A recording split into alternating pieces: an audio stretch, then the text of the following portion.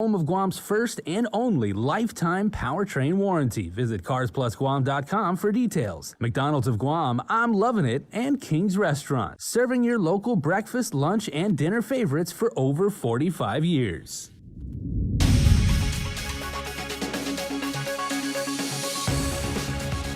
Starting now on Guam's primetime newscast, the governor held a press conference providing the latest updates on the island's coronavirus response, including guidance on vaccination verification for incoming travelers. Plus, over at the Guam International Airport, what's new as far as the process for fully vaccinated Guam residents who are returning to the island? Tyler Matanani takes you through the steps. And not too long after jury deliberations started, a verdict has been reached in the rape trial of former UFC fighter John Tuck. Hafide, good evening. Guahusi Isaiah Uggan, and thanks for tuning in. Governor Lou Leon Guerrero has ordered the easing of quarantine restrictions for those who are fully vaccinated and for certain other special groups effective midnight May 15. We'll have more news on that in a moment, but first, Nessa Lacanto reports on the governor's news conference announcing her new executive order. All right, you're gonna feel small poke. The governor acknowledged it's a big step, but she's confident that vaccinations are the silver bullets that will protect the community against the spread of COVID. Again, our goal is to make COVID-19 vaccine accessible to all eligible individuals. We will announce a hotline to call shortly. We will also continue aggressive educational outreach efforts for those still hesitant to get vaccinated. We want to answer your questions and alleviate any concerns you may have. The governor's announcement comes on the same day that the CDC took an even bolder step with new guidance that masks are no longer necessary for the fully vaccinated. But she's not ready for that step yet. Masks to me is still a very significant portion of our mitigation efforts. So I am not implementing no wearing of masks. I continue to persuade our people to please protect yourself and protect our community. May 15 was supposed to bring more on the reopening of tourism, but with key markets such as Japan and Korea well behind in vaccinations, the easing will have little impact. But the governor says she is considering other options. We were talking about just requiring a negative PCR to come in, and that if you're staying from 5 to I think it's five days, that you are not required to quarantine. So those are some of the things, Nestor, that certainly I'm very open and very much want to work with the Travel Tourist Committee. And by the way, she also increased the limit on public gatherings to 100. For Guam's News Network, I'm Nestor Lacanto. As we wait for the new quarantine protocols to take effect after midnight tonight, today Public Health was staging at the Guam International Airport, preparing to do on-the-spot vaccine verifications for returning residents who were immunized locally. Tyler Matanani takes us through the process. If you're a returning Guam resident, all you need is your vaccination card, and Public Health will do the verification after you land at the airport. DPHSS Director Art St. Augustine. Again, we want to assure our community, especially our Guam residents who are returning, that we do have access to WebIZ. They do, though, need to still fill the declaration form out, which is to attest that they have been fully vaccinated, and that would be required for everyone saying that they are coming to Guam and they're fully vaccinated with approved U.S. FDA vaccines. There will be 5 tables in the processing site. The first table will be for our airline crew and those that are fully vaccinated from Guam. The second 2 tables will be for our passengers who are not fully vaccinated. And the third, 4th and 5th table, the last 2, will be for families and persons with disabilities. When you're cleared from quarantine, you will still have to comply with symptom monitoring for 14 days via what's called the SARA alert. All incoming travelers are encouraged to visit the DPHSS website to familiarize themselves with the recent guidance in order to prepare and ensure a smooth process. By DPHSS positioning itself at the airport, this negates the need for residents to request for printout verifications prior to departure. According to Acting Chief Public Health Officer Chimamam Bakwim, the operation at the airport will be staffed at all times, ready for returning residents. Already today, we've trained 20 public health staff to access the WebIZ on spot. So what we did was have them train so that at the point of entry, we have people who are able to access the WebIZ to confirm if those people actually had their shots and they're fully vaccinated. If you are fully vaccinated but didn't receive your shot on Guam, then you must have secondary proof of verification in order to be exempt from quarantine. This could include a letter from the provider or health authority you received your vaccination from. DPHSS Deputy Director Terry Uggan says the recent lifted restrictions are an opportunity to celebrate, but we're still not in the clear. As long as we pull together as a community, clearly these are the milestones that we can be appreciating, and that is the opportunity to open up a little bit more, to be able to not necessarily relax the system, but encourage people to be vaccinated and see the positive results that can occur. Also effective on the 15th, Public Health will no longer accommodate pre-arrival requests for critical and essential workers. Requests for exemption from the government quarantine facility will no longer be necessary for essential travelers coming to Guam. Public Health will continue to accommodate requests for travelers with medical referrals or acute medical conditions that prevent quarantine in a hotel. Reporting for Guam's News Network, I'm Tyler Mazzanani. Today, over 60 kids got caught up on immunizations needed to live a healthy childhood. Here's more. On Friday, the Guam Homeless Coalition hosted another Passport to Services event, and it was successful. Since 2007, the affiliation has held this outreach once a year, and it offers homeless individuals a variety of services from housing, employment, and health services. Dr. Margaret Hattori, Dean of the School of Health at UOG. The great thing is that Public Health, Margarita Gay, the nurse administrator, she's wonderful. When we did the vaccinations in Hagåtña last month, she identified that a lot of the children were behind in their normal childhood vaccinations. Those vaccinations were the Hib, DTaP, the HPV vaccine, measles, mumps, and rubella, or MMR, tetanus, and polio. The kids in the shelter are behind. So Public Health offered to provide the childhood immunizations here today so that we could bring the children from both Guma San Jose and the Global Dorm. We bused them here, so it was, easier. Other much-needed services were provided as well by Catholic Social Services, the Salvation Army, Mass Transit, Manelu, West Care, Micronesian One-Stop Resource Center, the Department of Public Health and Social Services, and the University of Guam. So to me, it's a huge impact because you're providing a service to prevent people from getting ill, prevent them from being hospitalized, and further drain the resources that we don't even have, right? We don't have a great healthcare system right now. And so if we can do everything to keep people healthy, that will help contain COVID. And also, the more people we vaccinate, of course, the better able we are to open up the community. And then lastly, it makes people feel like they're human, like that somebody cares about them. We're providing hot meals, we're providing clothing. Some of them, don't even have shoes or an extra pair of shoes. And so if they can feel that somebody cares about them, that might actually help them get motivated to get into a shelter. The outreach also conducted a vaccination clinic. We spoke with a teenager who said one shot down and one more to go. 13-year-old Gabriella Haddock shared with KUAM News that she feels good after receiving the first dose of the Pfizer vaccine.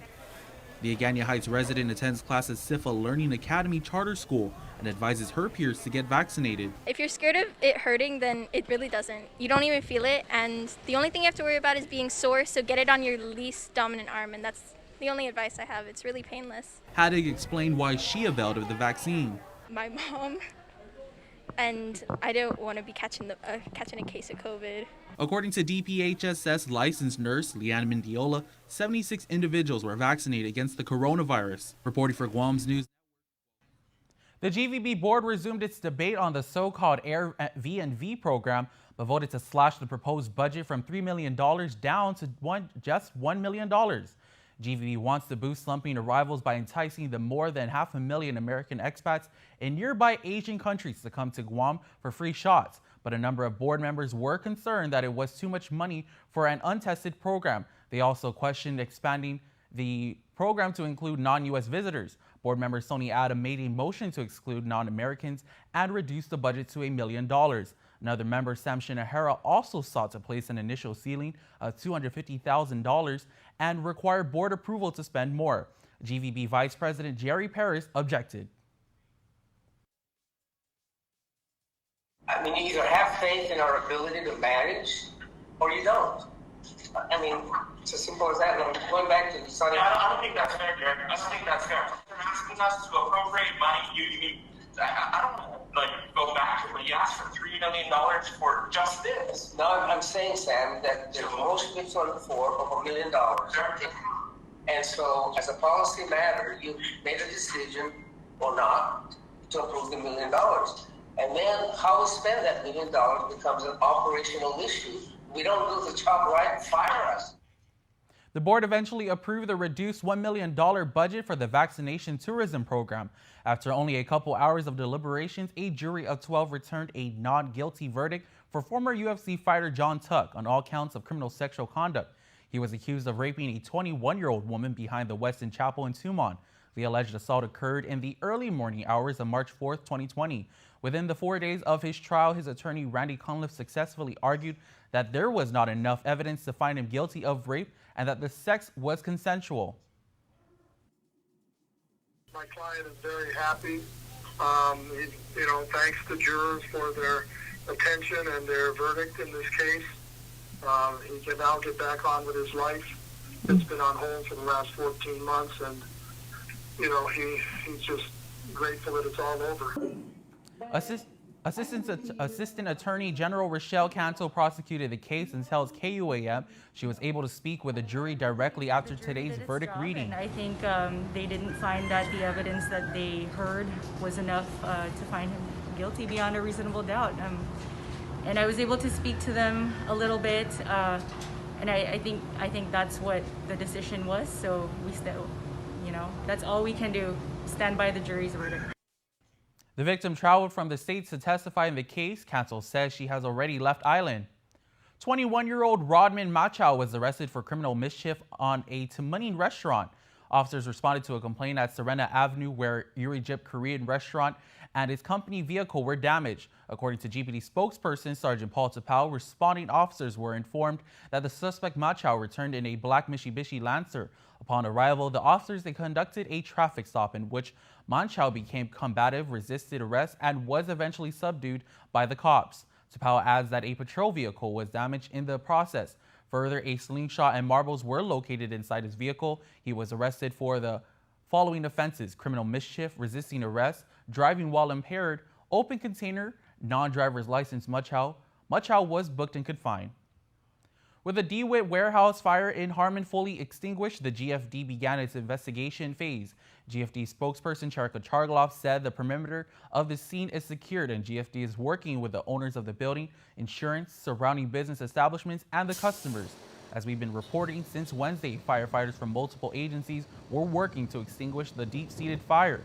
Dewitt President Corrine Birking issued a statement late this afternoon saying, quote, "With a quick response and collaborative effort by numerous fire agencies throughout the island and our fire protection wall, we were able to keep the fire from spreading further than the Records Center warehouse. However, we are disappointed to report that our Records Center is a total loss. All other aspects of our business remain unaffected.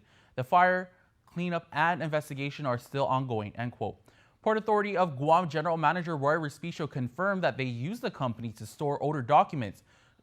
"We were notified by Dewitt yesterday that our records have smoke, fire, and water damage. We are waiting more information from Dewitt on the full extent of the damage. We are hopeful that the documents we entrusted with Dewitt remain intact, and we will reserve comment until we really know the status of the documents in storage." Stick around for more news here on Primetime. You're watching KUAM.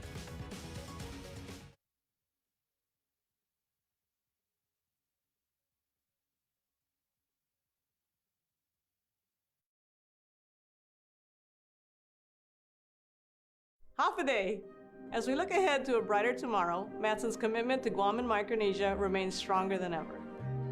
While the world around us is ever changing, what remains unchanged is our commitment to you, our customers, and the island communities we serve. Shipping is what we do best, and serving our community is at the heart of everything we do. But we don't do it alone. This is why we support organizations that make caring for the people and the environment a top priority. We know that many count on Matson's lifeline services in the Pacific, and that's why we continue to work hard to ensure that our shipments remain on time all the time. Matson recently added another Aloha-class vessel to our schedule, We now have two of Matson's largest and fastest ships serving Guam from the U.S. West Coast and Hawaii. With our new state-of-the-art vessels, we stand ready to support the region's economic recovery. Thank you for the privilege of serving you for the last 25 years, and you can count on Matson to be here for the next 25 years and beyond. Social distancing may be the new norm, but connection will always be our tradition. Through good times and tough times, we remain connected with you. Masks may be the new fashion, but protection will always be our style. You can always count on us to protect the things that matter the most.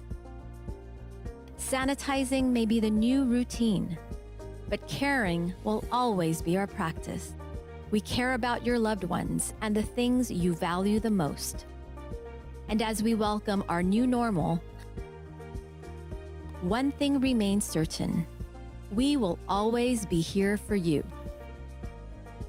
We're open and ready to serve you. Calvo's Insurance, a legacy of trust.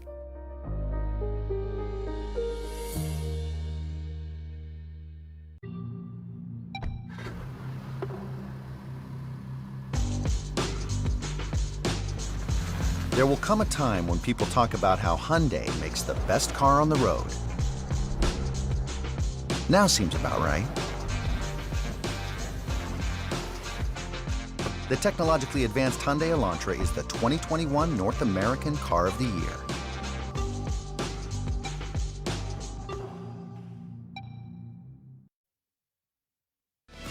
It's a special delivery to your inbox every week with your KUAM News Roundup, program advisories, and promotions. Sign up for the weekly KUAM Digital Digest today on KUAM.com. Welcome back. A human burial site discovered at the military construction site at Anderson South on Thursday is under investigation. According to the DPR's Historic Preservation Officer, this is the fourth discovery of bone fragments at Andy South and the first burial so far on record. The office will be reviewing the archaeological mitigation plan that will be proposed by Marine Corps Base Camp Blaws. A potential boon for outside the fence projects needing foreign skilled labor, USCIS is updating its policy guidance for certain H-2B employers on Guam and the CNMI that have contracts that are not directly tied to the military buildup. The new guidance refers to certain projects that support or are adversely affected by the military realignment. Under the expanded parameters of the National Defense Authorization Act, an H-2B employer is not required to demonstrate that the service or labor is temporary in nature if it starts before December 31st, 2023. This would seem to put them on similar footing with contractors who have direct military projects who were already exempt. Guam DOL said it welcomes the guidance and will assist contractors to get the badly needed supplemental skilled workers needed for ongoing and future contracting activity. GDOL says it plans to bring stakeholders together in the coming weeks to collaborate in meeting the USCIS requirements. This morning, a ribbon cutting was held at the Guam Power Authority's Hagåtña and Talafofo grid-scale battery energy storage systems. The ESS supports intermittent renewable energy, will improve system reliability and overall reduce costs for GPA ratepayers. How it functions: it captures energy produced at one time for use at a later time to reduce imbalances between energy demand and energy production. It also stores energy and is basically a substantial number of batteries that connect to the GPA power grid. GPA General Manager John Beneventi. Stabilize a goal that seemed impossible so many years ago. Many contracts have already been issued, which makes me able to make this conclusion. Thank you everyone for your part in making this a reality. The ESS supports GPA's renewable integration to achieve a 50% renewable energy mix by 2030 and will continue towards the goal, a mandated 100% renewable energy mix by 2045. The University of Guam is searching for 12 individuals to join their new G3 conservation course. University of Guam Center for Island Sustainability Executive Director, Dr. Austin Shelton. This is going to be a program for training our workforce for the emerging green economy. So we've been hearing a lot about economic diversification needs. Well, we want to remind everybody that sustainability and the new green economy is a big part of that. The 12 who are selected will work 40 hours per week for 5 months starting in June. They will also receive a bi-weekly stipend of $1,300. You must be 18 years old, have reliable transportation, and be a U.S. citizen, national, or a legal resident. The deadline to apply is Friday, May 28th. Go to guamgreengrowth.org jobs to access the application. Excitement was definitely in the air as the Guam Community College held a motorcade graduation ceremony this morning. Cars decorated with balloons and streamers made their way through the Manila campus with 216 graduates out of 258 degrees and certificates conferred expected to take part. The motorcade graduation was open to all graduates from academic years 2020 and 2021. Also, each graduate was allowed as many guests as can legally and safely occupy one vehicle with safety protocols. Congratulations to the GCCC graduating class of 2021. With regional headlines, here's KSPN 2 News. Hofade Zantino Guam. Here's what's making headlines in the CNMI. The Northern Marianas Trade Institute is in the middle of a transition from a nonprofit organization into a government entity. CEO Jodina Atau states they want to resume classes by the first week of June, but to do that, they will need money. Even just staff alone is at least 800 to 900,000. As far as including all the student expenses, because we have to take into consideration that the more kids we have and the more classes that we have, we spend more on utilities and all of that. So it would probably cost us at least 1.3 to ensure that we're in operations. Currently, the board is awaiting the Senate to pass a joint resolution that will allow NMTI to establish a business unit, since the governor line item vetoed their budget allocation last October. Atau states the only money they have in their bank account is what was transferred by the previous NMTI administration, which is $13,500. In the board meeting, the chairman did ask the question, which is a very valid question.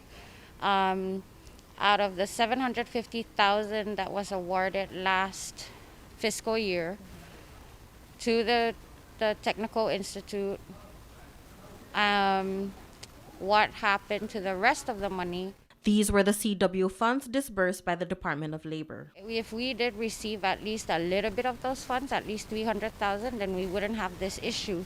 But because the trades transferred only $13,000, we weren't able to reopen the school right away. In today's board meeting, the members appointed Richard Couts to work with Finance Secretary David Atelig in looking into the financial statements. The board will meet at a later date to determine if an audit needs to be done. Currently, NMTI has applied and is waiting the approval for several grants, such as the Governor's Emergency Educational Relief Fund, the American Rescue Plan Act, and the Compact Impact. Governor Ralph Torres has also assured the school that he will be allocating some funds. He's going to give us $100,000 just as seed money so that we can handle our immediate needs, such as paying for power and water and all that stuff. NMTI is closed at the moment, opening their doors to only students from Daok Academy. Atau commends the voluntary staff that continues to work without pay. All the staff that have been coming in have been crucial at keeping the place at least open so that we could accommodate Daok and make sure that we keep our lights on and stuff like that. For more news, please visit saipantv.com. For KSPN2, I'm Sally Limas. Coming up, Dave Delgado with a look at local sports and your Coastal and Creamery birthday shoutouts. Keep it here.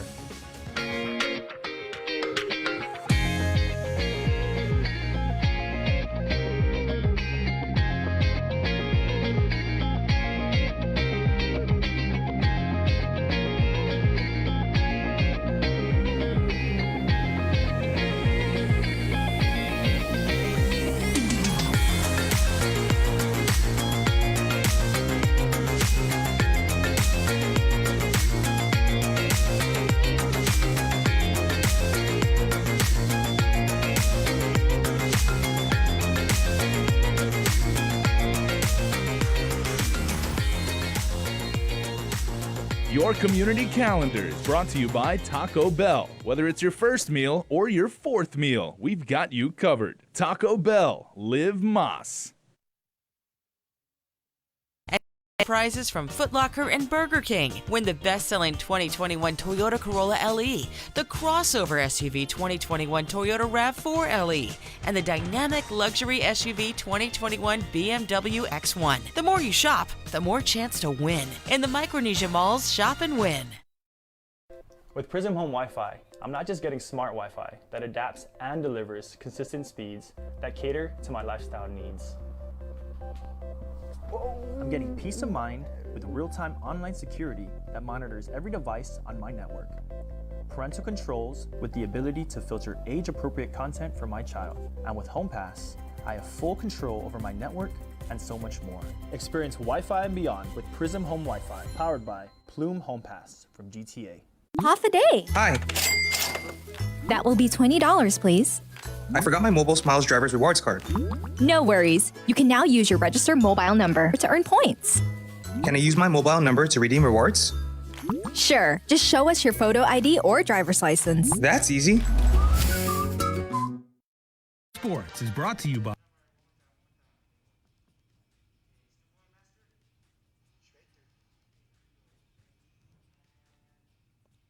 KUAM Sports is brought to you by Docomo Pacific. Better together.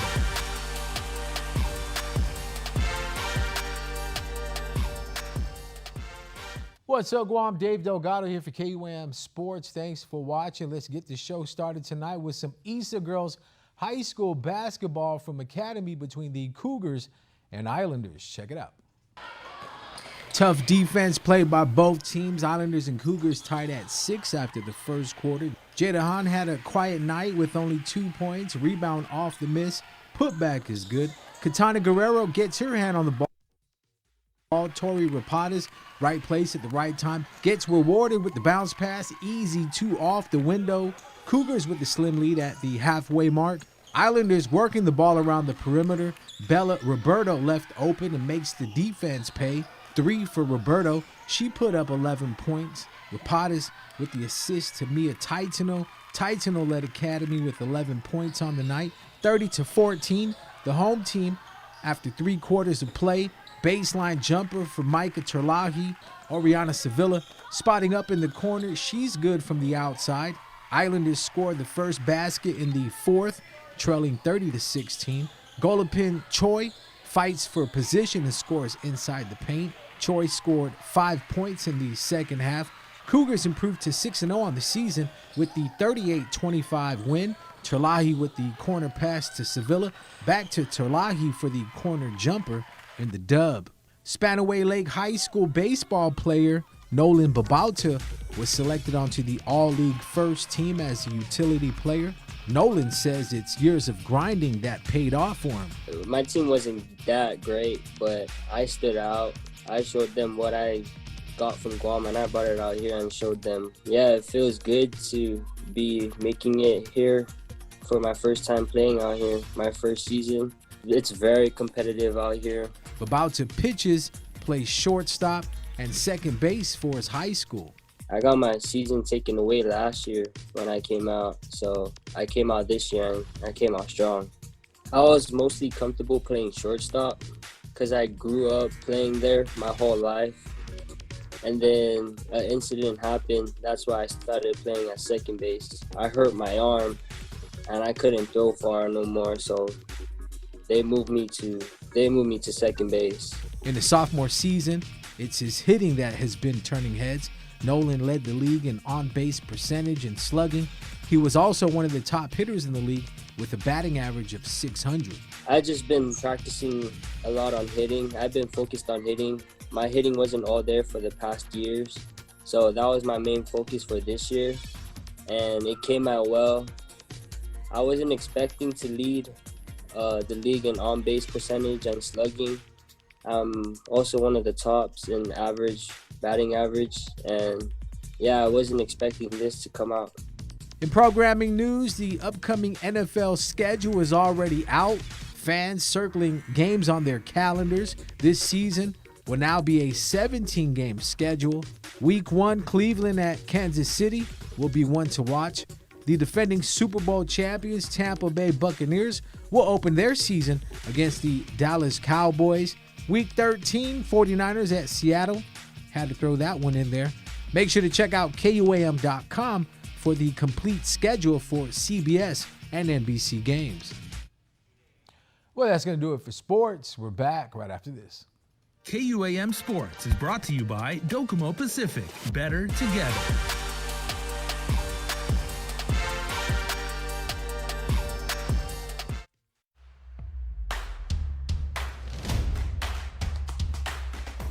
For the different beats of your life, we're here to keep you connected the way you want it. Plans made for you, by you. Build your own bundle with Link. Select the internet, entertainment, mobile, and home phone plans that fit your lifestyle. Pay for what you want, not for what you don't. Build your own bundle and save with Link. And before we close out the news tonight, our latest round of birthday shoutouts from the Cold Stone Creamery Birthday Club. Happy Friday birthday greetings going out to Denise J. Uggan, whose shout out says, Happy birthday, Sister Bear. May you have a wonderful day. We miss and love you, Bula. 1 in a million birthday shout out to Camila Jade, our sweet pea who turned 1 year old today. From Pa, Awa, Nana, and Tata Rizu, Nana Ordit, Nina and Nino Korea, Nina Milmil, Nino Andre, and the entire family. They say we love you and we can't wait to see you. And they're sending you much love, hugs, and kisses. Hosea Gogui has a birthday today, so happy birthday, Hosea. We bless God for the gift of life and we are totally grateful for you. And they say in all caps, we love you lots. 1, 2, 3, 4 exclamation points. That's, you know it's for real. And happy belated birthday wishes because born on May the 9th. And celebrating birthday number 17 this year is Elijah Jewel Leon Guerrero Antalan. Born on Mother's Day 17 years ago, you are a gift and blessing to our family. May all your dreams and wishes come true. We love you, says your family. And it's that time of the week where we announce the winner of a yummy Cold Stone Creamery birthday cake.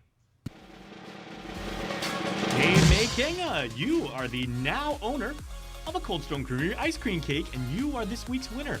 We're going to be in touch with you, so sit tight, and we will contact you to let you know how you can redeem your prize. Happy extended birthday again, May. That's going to do it for us here on Primetime. Thanks for watching. Good night and stay safe.